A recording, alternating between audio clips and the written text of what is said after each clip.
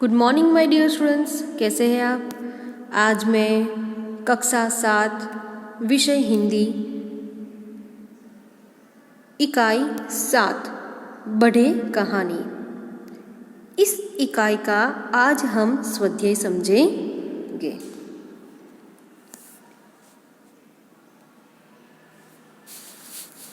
प्रश्न 1, कहानी आगे बढ़ाइए और लिखिए। कहानी को हमें आगे बढ़ाना है और लिखना है।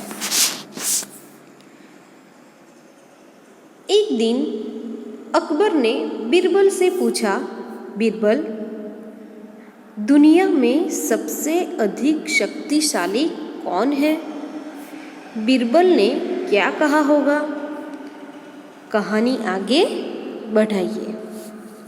तो एक दिन अकबर ने बीरबल से प्रश्न पूछा कि दुनिया में सबसे अधिक शक्तिशाली कौन है?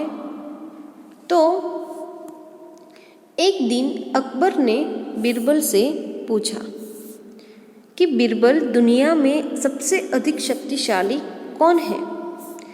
बीरबल ने फौरन उत्तर दिया, जहांपना, दुनिया में सबसे अधिक शक्तिशाली सूरज है। अकबर ने पूछा, कैसे? बीरबल जो है वह तुरंत फौरन यानी कि तुरंत वह उत्तर देते हैं कि जहांपना, दुनिया में सबसे अधिक शक्तिशाली सूरज है। अकबर ने पूछा, तो वह कैसे? तब बीरबल ने कहा, हुजूर, दुनिया में 3 ही बड़ी शक्तियाँ हैं। बीरबल ने कहा कि हुजूर, दुनिया में 3 ही बड़ी शक्तियाँ हैं, हवा, पानी और सूरज। हवा, पानी और सूरज।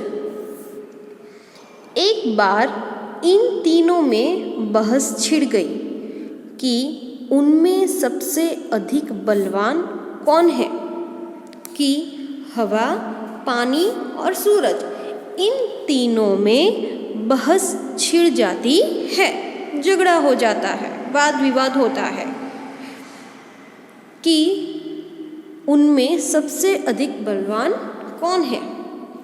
तब सूरज ने कोट पहनकर सड़क से गुजरने वाले एक यात्री की ओर संकेत कर कहा, जो इसका कोट शरीर पर से उतरवा दे वही सबसे अधिक बलवान है। कि सूरज ने क्या कहा कि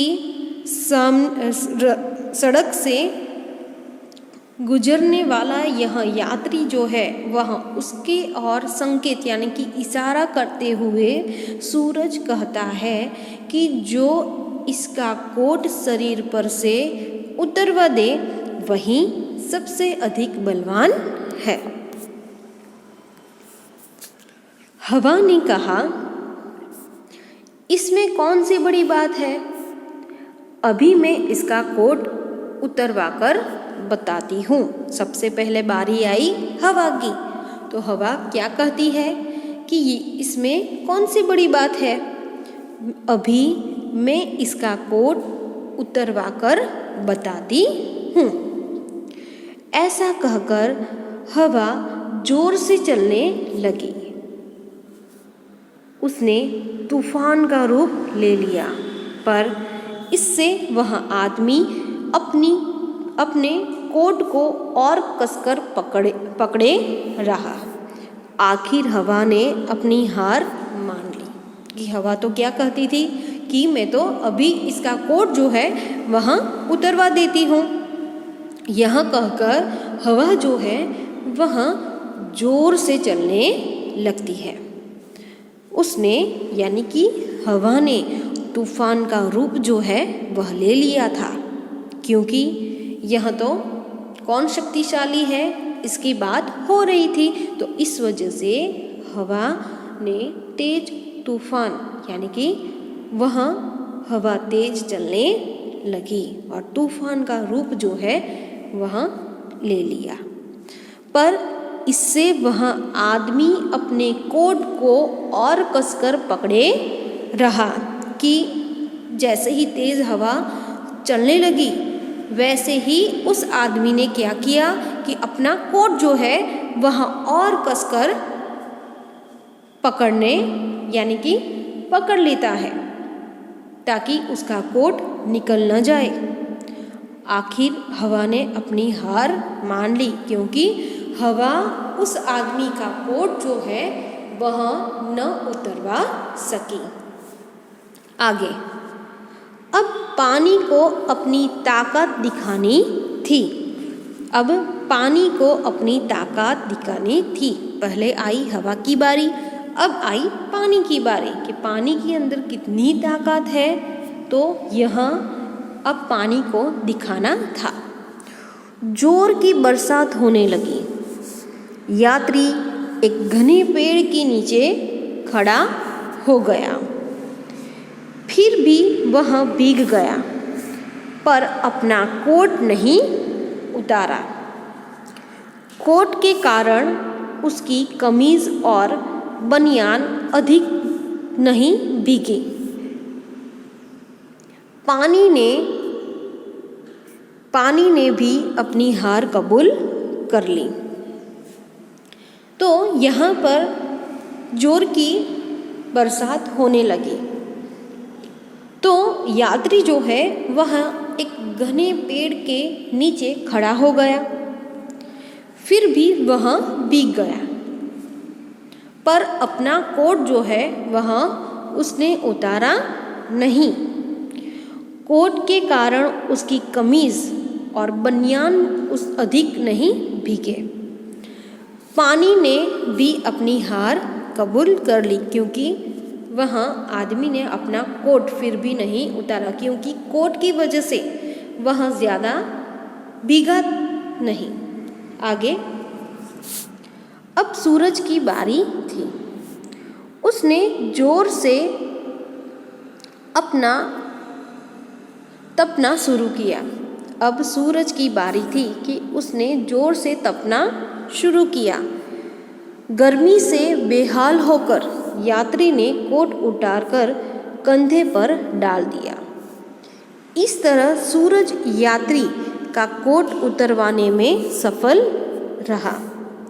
उसने अपने को सबसे अधिक शक्तिशाली सिद्ध कर दिखाया।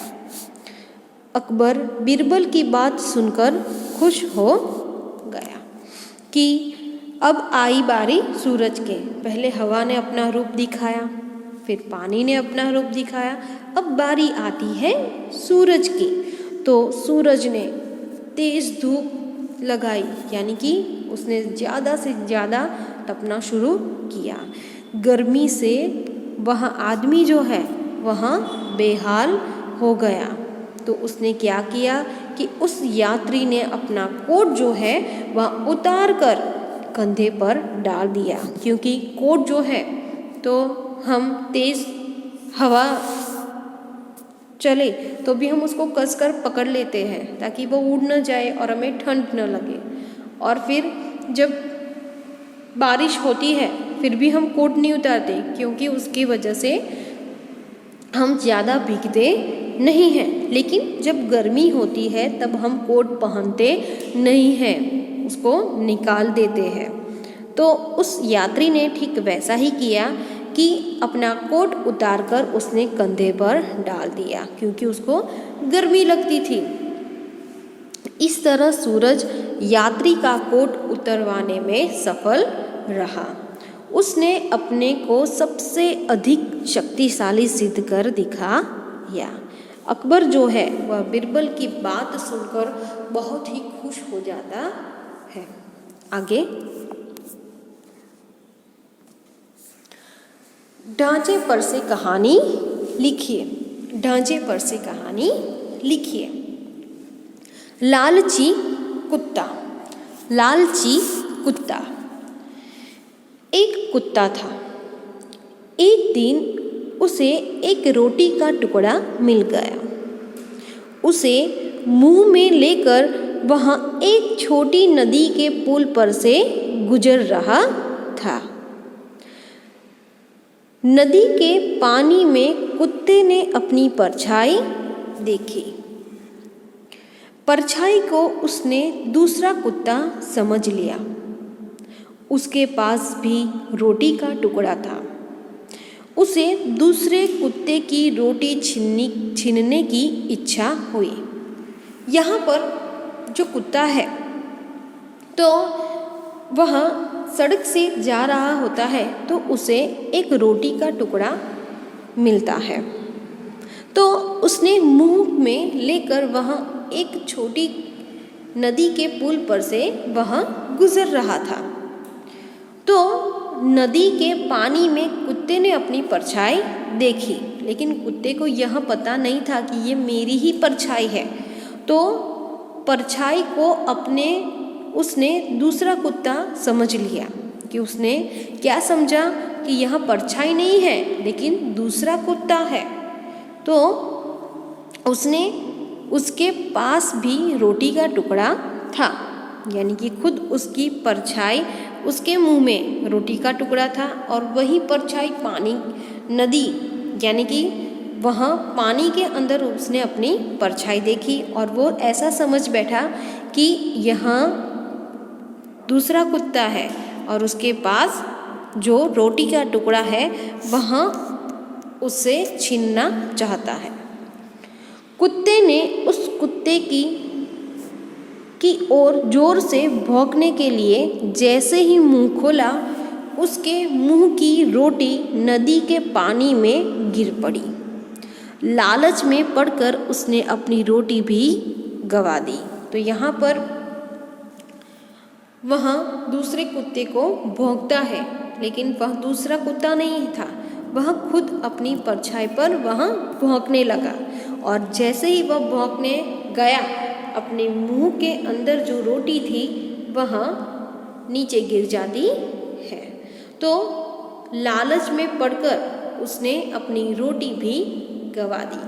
तो इस कहानी से हमें क्या सीख मिलती है कि सच है, लालच का फल बुरा होता है, कि जब हम लालच करते हैं तो उसका फल जो है वह हमें बुरा मिलता है।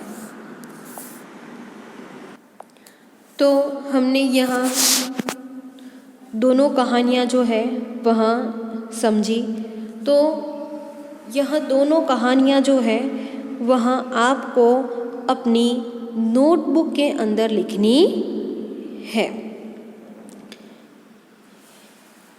तो यहाँ पर हमारा यहाँ चैप्टर नंबर 7 इकाई 7 जो है वो यहाँ पे कंप्लीट होती है।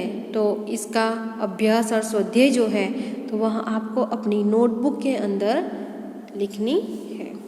थैंक यू, धन्यवाद।